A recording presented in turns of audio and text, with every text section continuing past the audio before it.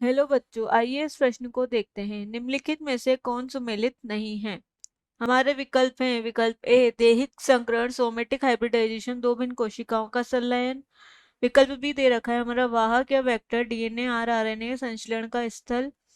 विकल्प सी दे रखा है हमारा सूक्ष्म प्रवर्धन या माइक्रो प्रोपेगेशन, बड़ी संख्या में पादपों का इन विट्रो उत्पादन। विकल्प डी दे रखा है हमारा केलस तक संवर्ध में उत्पन्न कोशिकाओं का अव्यवस्थित पुंज। आइए हम इस प्रश्न की मुख्य अवधारणा देखते हैं।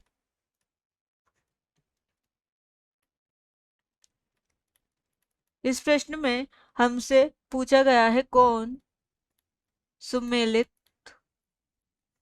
नहीं है। आइए इस प्रश्न का हम हल देखते हैं। सबसे पहले बात करते हैं हम, हमारा ए पॉइंट है दैहिक संकरण। दैहिक संकरण क्या होता है? इसको हमने बोला था सोमेटिक हाइब्रिडाइजेशन। इसमें क्या होता है, भिन्न कोशिकाओं का दो भिन्न कोशिका का संयुग्मन, यानी कि दो भिन्न भिन्न कोशिकाओं का हम मिला देंगे, जिससे क्या होगा, संयुग्मन होता है। इसको हम संयुग्मन कहते हैं। दो कोशिकाओं को हमने मिला दिया, दो भिन्न भिन्न कोशिकाओं को, जिससे क्या होगा, भ्रूण का निर्माण होता है। इस प्रक्रिया को हम बोलते हैं सोमेटिक हाइब्रिडाइजेशन या फिर दैहिक संकरण। तो हमारा यह विकल्प जो है एकदम सही सुमेलित है। अब हमें बताना है कि कौन सुमेलित नहीं है। विकल्प बी दे रखा है हमारा वाहक या वेक्टर डीएनए। वाहक या वेक्टर डीएनए क्या होता है? हम यहाँ लिखते हैं वह वेक्टर या वाहक। ये क्या होता है?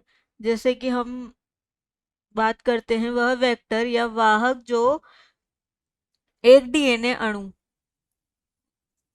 एक डीएनए अणु का प्रयोग किसी अन्य कोशिका किसी अन्य कोशिका या हम बोल सकते हैं कोई भी दूसरी कोशिका में क्या करेंगे, उस दूसरी कोशिका के जो वांछिक वांछिक जो बाह्य आनुवांशिक पदार्थ होता है, बाह्य आनुवांशिक, यानी कि हम बोल सकते हैं कि ना कोई भी दूसरी कोशिका है, उसका कोई भी वांछिक या वांछित बाह्य आनुवांशिक पदार्थ, आनुवांशिक पदार्थ के रूप में हम डीएनए रह सकते हैं, प्रविष्ट कराने हेतु, यानी कि प्रविष्ट कराना यानी कि दूसरी कोशिका में स्थानांतरित कराने हेतु इसका प्रयोग हम करते हैं। किसका? वेक्टर डीएनए का। और ये जो वेक्टर डीएनए का जब प्रयोग करते हैं तो हम टी आर एन ए का प्रयोग में लेते हैं। टी, यहाँ पर टी का मतलब है स्थानांतरित, स्थानांतरित आरएनए। यानी कि ये जो टीआरएनए होता है, यह आरएनए का एक प्रकार होता है जिसे हम बोलते हैं स्थानांतरित आरएनए या टीआरएनए ट्रांसफर आरएनए। संक्षिप्त में हम बोल सकते हैं इसका कार्य होता है वांछिक आनुवंशिक जो पदार्थ होता है उसका दूसरी कोशिका में स्थानांतरण करना।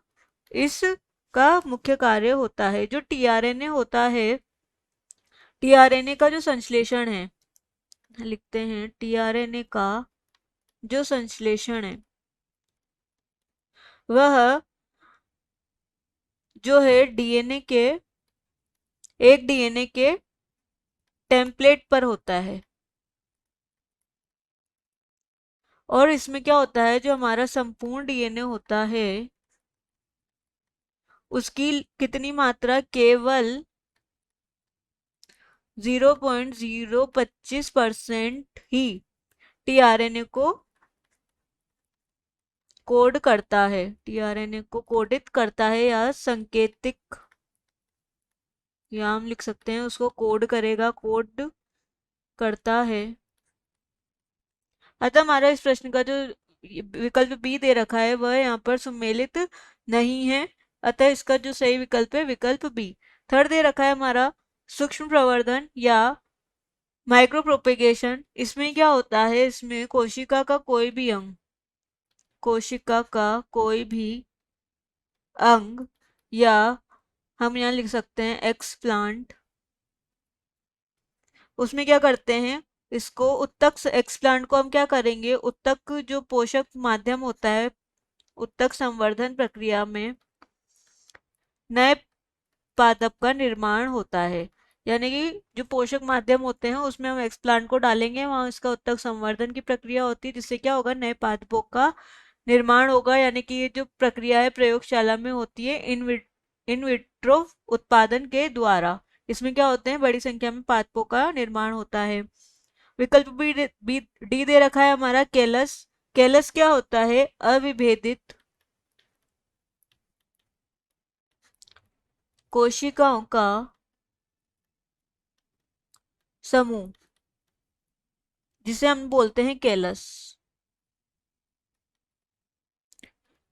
अविभेदित कोशिकाओं का समूह ही क्या कहलाता है, केलस कहलाता है। इसमें क्या होता है, जो इससे उत्पन्न कोशिकाएं होती है वह अव्यवस्थित रूप से बंधी हुई रहती है, उनका कोई व्यवस्था क्रम नहीं पाया जाता। अतः हमारे इस प्रश्न का जो सही विकल्प है विकल्प बी। आशा है कि आप इसे अच्छी तरह समझ गए होंगे। धन्यवाद।